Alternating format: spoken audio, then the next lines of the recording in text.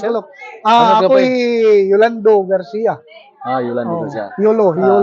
Yulo ang nickname. Okay. Hain ka nagkatrabaho, sir? Actually, ada ko connected DepEd, Okay. Salcedo District. Anong ginahandle? Particular kuan Siginon Elementary School. Ay, okay. Akot na kuan as school head Siginon School Elementary head. Sir, halimbawa, gisingan ka nga may da nala 2 minutos ani mo kinabuhi. Ano mat imo himuon?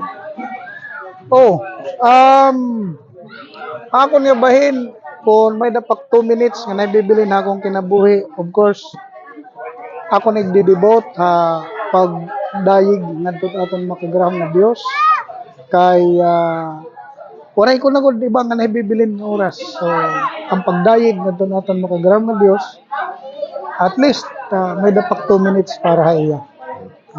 Okay, salamat sir. Thank you, sir.